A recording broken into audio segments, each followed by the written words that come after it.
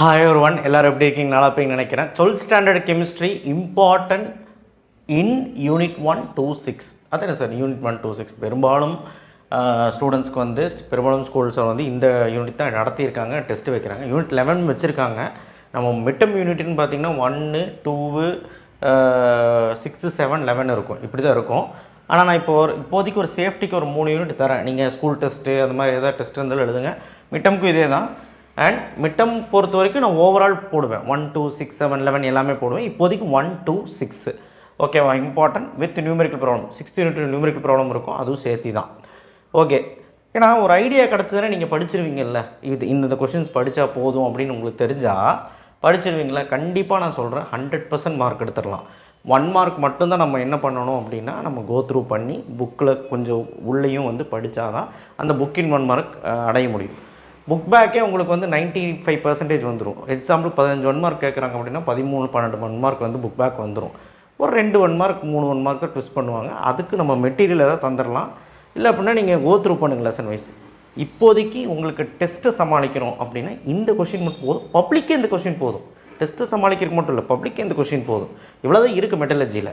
So metallurgy, B block, அதுக்கப்புறம் solid state 3 யூனிட்டுக்குமே சொல்ல போகிறேன். நோட் பண்ணி வச்சுக்கோங்க. சப்ஸ்கிரைப் பண்ணுங்கள், லைக் பண்ணுங்கள். ஸோ புக் பேக்கில் வந்து ரவுண்ட் பண்ணியிருந்தால் டேரக்ட் 5 மார்க். டேரெக்டாக 5 மார்க் கேட்குறது வந்து கெமிஸ்ட்ரியில் கஷ்டம். ஏபின்னு தானே கேட்பாங்க. டேரெக்டாக கேட்குறது ரேர் தானே. அதாவது 2 கொஷின் கேட்பான், அவ்வளோதானே. அதில் கேட்கக்கூடிய கொஷின் இது கேட்கலாம் டேரெக்டாக. ஓகேங்களா? மீதியெல்லாம் 2 மார்க்ஸ் 3 மார்க்ஸ் எப்படி வேணாலும் வச்சுக்கலாம். அடுத்து புக்கின் gravity separation, froth rotation, cyanide leaching, cementation, alkali leaching, acid leaching equations நல்லா எழுதி பார்க்கணும். மேட்ரிக் செப்பரேஷன், ரோஸ்டிங் அதோட example, calculation example 2 mark. Auto reduction, liquation வந்து 3 மார்க்கில் கேட்பாங்க. வேனர்க்கில் வந்து 3 மார்க்கு. அண்ட் ஃப்ரோத் ரொட்டேஷனும் மேட்ரிக் செப்பரேஷனும் டேரெக்டாக 5 மார்க்கில் கேட்க வாய்ப்பு இருக்குது, பார்த்துக்கோங்க. ஸோ இதெல்லாம் வந்து பார்த்திங்கன்னா புக்கின். ஓகே, மெட்டலர்ஜி முடிஞ்சு. அடுத்து யூனிட் 2ல் புக் பேக் கொஷின்ஸ் இவ்வளோ படித்தா போதும். 8th கொஷின் மட்டும் டைபோரான் மட்டும் 5 மார்க். ஒரு ஈக்குவேஷன்ஸ் வரும், அது நல்லா படிக்கிறவங்க வேணால் ஃபுல்லாக படிக்கணும். படித்தா ஃபுல்லாக படிக்கணும். அது ஈக்குவேஷன்ஸ் வரும், அது எந்த கொஷின்னு தெரியல, 12வது கொஷின் நினைக்கிறேன், எனக்கு தெரியல. பட் அந்த கொஷின்ஸ் வேண்டாம். நீங்கள் நல்லா படிக்கணும் தான் அது ஃபுல்லாக கோ த்ரூ பண்ணணும். அது இதுன்னு எது வேணாலும் கேட்கலாம். அதனால தான் அது இல்லாமல் கூட நம்மளால் சமாளிக்க முடியும். ஸோ அது தேவையில்லை, இது மட்டும் படிச்சுக்கோங்க. புக்கின் use of boron, borax, boric acid, alum, silicon. யூஸஸை பொறுத்தவரைக்கும் கெமிஸ்ட்ரியில் 3 பாயிண்ட் படித்து வச்சுக்கோங்க தெளிவாக. 2 மார்க் கேட்டால் எழுதலாம், 3 மார்க் கேட்டால் எழுதலாம். இந்த யூசஸ் எல்லாம் பார்த்துக்கோங்க. What is inorganic benzene, page number 37 இருக்குது. ஈக்குவேஷனோடு எழுதணும்.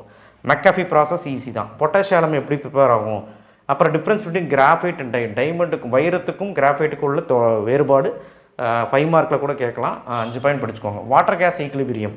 அடுத்தது ப்ராப்பர்ட்டிஸ் ஆஃப் சிலிக்கான், சிலிக்கானின் பண்புகள் 3 பாயிண்ட்டு. வாட் இஸ் சிலிக்கேட்ஸ், சிலிக்கேட்ஸ்னு என்ன 2 லைன் தான் இருக்கும். இந்த பேராகிராஃப் நம்பரில் இருக்கும். இப்படி போட்டிருந்தால் அது பேராகிராஃப் நம்பர். ஓகேவா? இது யூனிட் 2. இது மட்டும் படித்தாலே போதுமானது. உங்களுக்கு எல்லா கொஷின்ஸும் கவர் ஆயிரும், போதும். அடுத்தது யூனிட் 6ல் வந்து பார்த்திங்கன்னா புக் பேக் இதெல்லாம் படிக்கணும். ரவுண்ட் பண்ணதெல்லாம் டேரக்ட் 5 மார்க். ஓகேவா? சரி, புக்கினில் வந்து isotropy, anisotropy, covalent solid, molecular solid, metallic solid, இது 3 சாலிடுமே படிக்கணும். 3 மார்க்கில் கேட்க வாய்ப்பு இருக்குது. Primitive and non primitive unit cell இதெல்லாம் புக்கின்னு. உங்களுக்கு தமிழ் மீடியம் இருந்தீங்கன்னா இங்கே வந்து பேராகிராஃப் நம்பர் இருக்குது, அதை வச்சு ரவுண்ட் பண்ணிக்கலாம். Draw cubic unit cell SC, BCC, FCC வரை சொல்லுவாங்க. Cube Bragg law, n lambda 2D sin θ எழுதினா போதும். Calculation of unit cell density 3 மார்க்கில் கேட்பாங்க. பேக்கிங் எஃபிஷியன்சி டெரிவேஷன் எஸ்சியோடது, பொதுவித்திறன் சாதாரண கனச்சதுரத்தோட பொதுவித்திறன் கண்டுபிடிக்க சொல்லுவாங்க, 5 மார்க்கு. அதே மாதிரி முகப்போடது எஃப்சிசியோடது 5 மார்க்கு. கிளாசிஃபை பாயிண்ட் டிஃபெக்ட் பார்த்துக்கோங்க. What is impurity defect example, அது வந்து புக்கின்னு 6.7.5. Calculation of atoms in unit cell FCC வந்து புக் பேக்கு. எஸ்சி பிசிசி கேட்டால் மாட்டிக்குவீங்க, அதையும் பார்த்துக்கோங்க. அவ்வளோதான். ஓகே, புக்கின் நியூமெரிக்கல் ப்ராப்ளம் வந்து எக்ஸாம்பிள் ஒன்றே தான் இருக்குது. எக்ஸசைஸில் 17, 18, 19, 20, 21, 22 எதையுமே விட்டுறாத, எது வேணாலும் கேட்கலாம். ஓகேவா? 7 சம் தான் இருக்குது, 7ஐயும் பார்த்துரு. ஓகேவா? ஸோ இதுதான் உங்களுடைய கெமிஸ்ட்ரி யூனிட் 1, 2, 6 இப்போதைக்கு நான் கொடுக்கப்பட்டது.